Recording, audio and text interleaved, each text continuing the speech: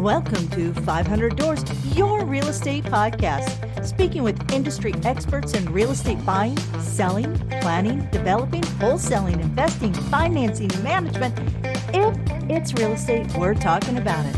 I'm your host, Kim Hayden, an award-winning 6- and 7-figure real estate agent with over 2 decades of experience.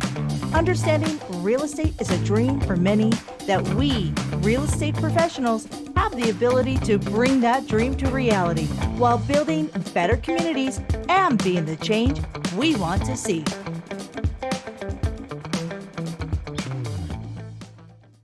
Alrighty. Welcome back to 500 Doors. Next guest, I love the name, Every Doors Real Estate, because I believe that we should not be transactional, but be serving the people who open those doors of opportunity for us. Welcome to the show, Kimberly. Hi, thank you so much for having me. Yeah, so we're Kim and Kimberly. I'll be responding to Kim today. You'll be responding to Kimberly. And we're both freezing in the northwestern area. So, all right.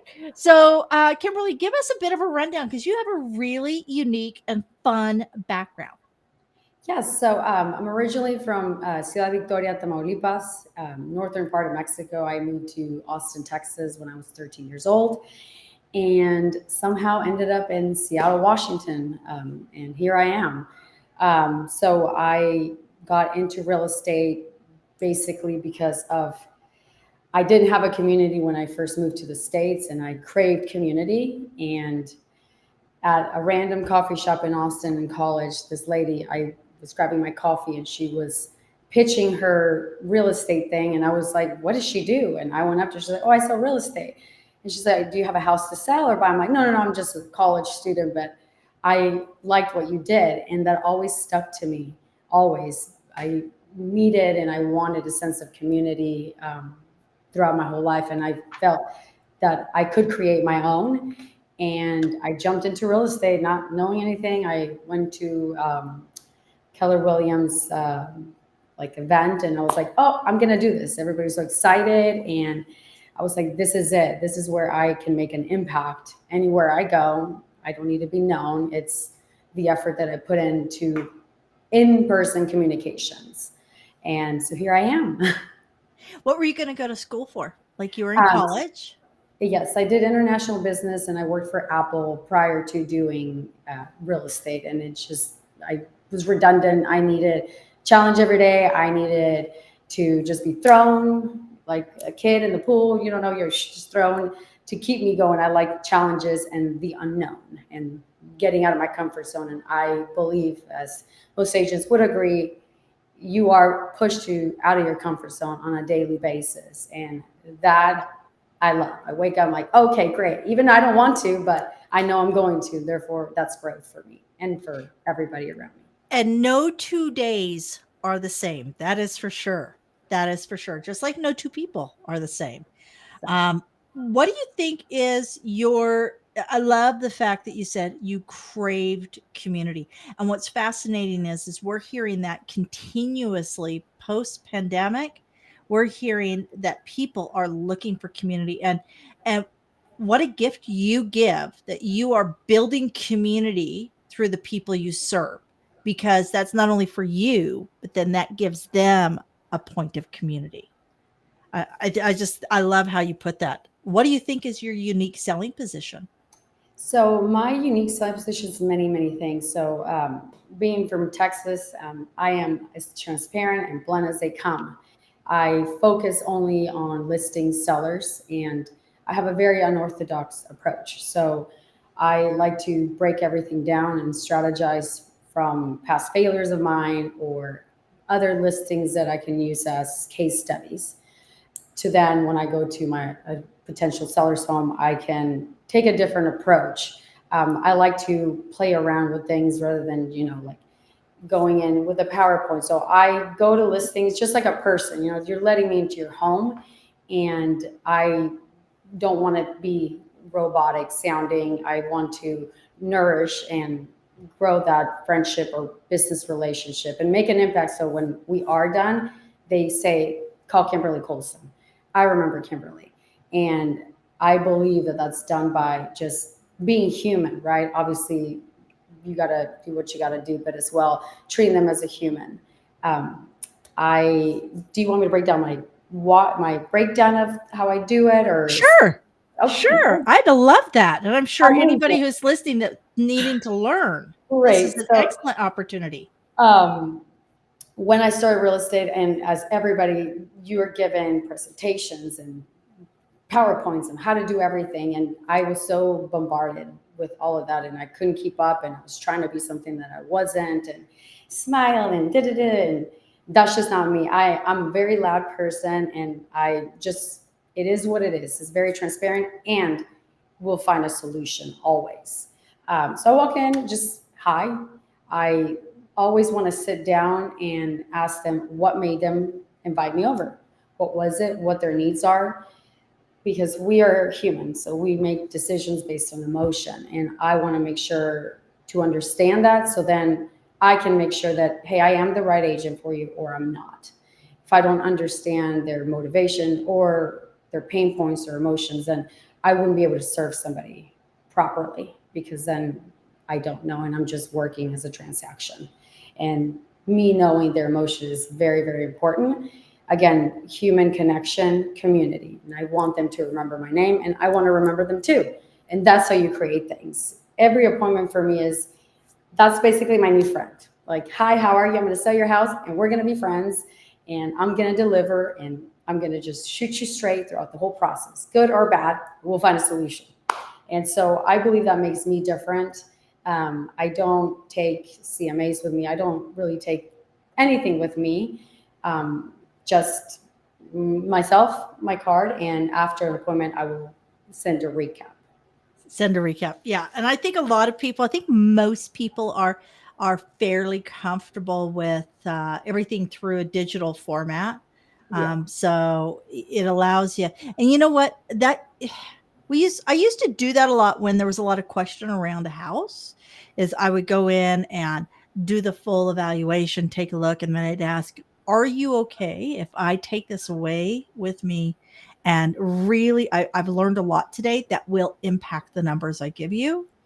How does that sound? And then so we would do that as a follow-up appointment, or, a follow-up Yes. call. And it really allowed us to be very, very individualized as to how we got to those numbers. I mean, there's formulas. However, the individual still takes a place within the formula, right? It all varies. Um, and I know you've said, you've talked a lot around community, but can you give us, like, what does that word mean to you? Community. Community, technology aside, being able to go like a coffee shop or somewhere where you're having eye to eye conversations with someone. People can call you and ask for a favor or know that, hey, I can go to Kimberly, I can go to this person, because we're all looking out for each other. It's a sense of togetherness as well as growth in community. So, different pockets of Seattle, for example, you'll see different types of community and some you don't. And the areas that don't, that's where I throw myself in there. I'm like, hey, no one knows me. If they do, I don't care. And I'm going to be here talking to strangers. I think, with COVID, like you mentioned, people seek that.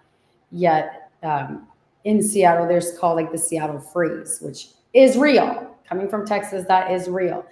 And people, I mean, we get fulfilled by being around others, right? And no human succeeds alone. And I think being alone doesn't do anybody any good. But I think also a lot of people are afraid to approach people because of whatever it is, whatever story they may be. And for me, not being from Washington, that's how I've been able to grow my business. Just, hi, I'm Kimberly. What's your name? And sometimes it's uncomfortable, but I know I always think that conversation may change my life. That conversation may change their life. I may be able to make their day, and vice versa. And I don't care who you are. There is no better feeling than feeling like, oh, I just made their day. Or, oh, that person made my day, regardless Yeah. of how bad your day is, right? And I hold that dear because that can result in business. That can result in, oh, hey, I know this person, I know that person. and I'll pick up the phones. I love to pick up the phones, but nothing beats like one-on-one, person-person, eye contact to eye contact. And that is critical because I just met with a gentleman yesterday, and we're probably only 6 to 8 months out from being able to have digital clones, and like true digital clones. Like we're the AI is there, it's now marrying it up. How much content do we have to get? And I did a full interview with this gentleman, and I met his assistant, who is an AI, but if you called her and talked to her, you would not know that Kaylee Oh is my not. gosh. Yeah, and she's in his Instagram, she's in his, this is what he does. And we had this full conversation. I said, "We are probably 6 months away from in this, you wouldn't know if we are real or AI." Oh my gosh. Yep, it's coming. And that's where being front and center, being that face to face, that's going to be the true differentiator. I'm not sure how effective, online funnels and all of this stuff is going to be as we move forward, because um we're putting the question of, is this a real person or is this a bot? And I absolutely agree, getting that opportunity to go face to face is so essential. And that's why I believe the listing real estate position is secure for a very long. Everybody goes, "Oh, we won't need," but the reality is We need it. we need it. I have a this is why real estate agents should never sell their own home. There's an agent in our neighborhood that just listed her house. Oh no. It's like $1 million higher than everybody else's. It's like, But you oh, would geez, think otherwise. exactly. It's like, oh, honey, you're not even cracking 3,000 square feet. Seriously, seriously, right? It's like you're not even going to pull in the landscape of listings. It's like, but that's where that emotional and that, yeah. But it's just fascinating. I do believe the listing side will always need almost like a concierge, that support network, because it is so dynamic within all the Of different course. steps and all the Yeah. different movements. Buyers, it's going to be really fascinating. Canada, we had the same challenges the United States is having right now with buyer disclosure. We had that back in 2012, and we had to negotiate or navigate all the way through it. But I think I do wonder if some of these autonomous vehicles and AI opening systems and things like that, I wonder where the buyers are going to go. But the listing side, I think that as long as we Yeah. still continue to meet people face to face, can you imagine doing a full listing presentation through something like this, and then you find out as a homeowner that Oh that my was gosh. all a bot? No, I would be so upset. Isn't No, that crazy? Oh yeah, I was blown away when I was seeing what on the backside, what's coming down the pipe. that's a little They scary. they think it's going to completely disrupt the podcasting industry. It is. 100%. I mean, it Yep. is. I mean, every industry. I mean, Yep. it's changing, but like you said, Crazy. nothing will take away the human, the That in huge person. shake a hand. I think Yeah. what's old is new again. Yeah. Old school is new school, right? And Yes. those social interactions, those soft skills are going to be critical moving forward. And you're lucky you have that. You're lucky that you've had an opportunity to be without community, because you've gone and created it, and you created the skill set to nurture it. What's a favorite hidden gem in your market in Seattle? Favorite hidden gem is Vivace Espresso. It is a tiny little like shed. You would miss it on a very busy street, Broadway, and they have the most amazing coffee ever. And every time I go there, I make a friend. Whether Eh, like I just check in little, because there's always a line, but it's so hard to miss. And the espresso is incredible. Everybody is so nice, and that's the first coffee shop I ended up going when I first moved here. And I still talk to the owner. I help the owner sell her house, and it's just like a good, feel good little spot in the middle of a busy street. But there's always people there. It's just got a good feeling to it, and I think it's a good opportunity for anybody to just go and talk to someone because the line is very long. The line is very long, but well worth it. And supporting small business is critical because our small businesses are the backbone of the country. No matter Of if it's course. the United States or Canada, it doesn't matter. Small business, mom and pop shops, startups, these are the lifeblood of our local communities. Absolutely. With I alluded briefly earlier to some of the legislative changes that are going on in real estate, some of the questionable this and that, and what would be your advice to people who are looking to buy and sell? Like that, we're talking the public. You gotta remember, we do 4, 5, 6 transactions a month. They'll do one transaction every 4, 5, 6 years. So, what would be your advice to them with all of the crazy that's going on and being talked about? Yes. So I would just, my advice would be not to focus so much on that and focus more on what the client needs. Because as long as you're connecting with the client, you are problem solving on the listing side or buyer side, at the end of the day, that will get you, that will get you paid. That will get you more business instead of looking at, oh my God, am I going to get paid because I'm a buyer agent? And subconsciously, that will impact how you operate with clients, as opposed to coming from a place of, hey, look, this is how it is, and I'm going to give it my best, and we'll see where it goes. You're coming from a place of contribution rather than the different place of focusing on what you're going to make. Obviously, everybody wants to make paid, but helping someone out, it's a compound effect. Absolutely. Um, I am curious, what is one thing you think that every new agent should do when they come out of school?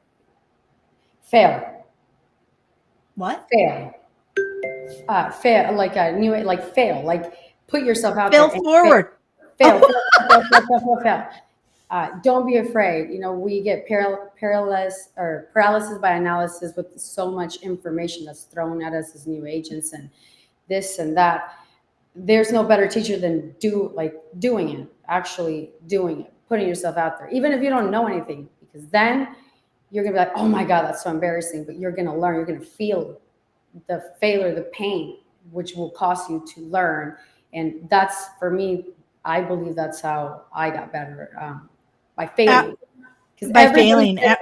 Everybody's different. Well, and who is it? Was it Edison that said, "I have not failed 99 times, but I've learned 99 ways the light bulb would not work"? Yes. Yes. Yeah. Yes. And I agree with that. I agree with that in the sense that you just got to dive in.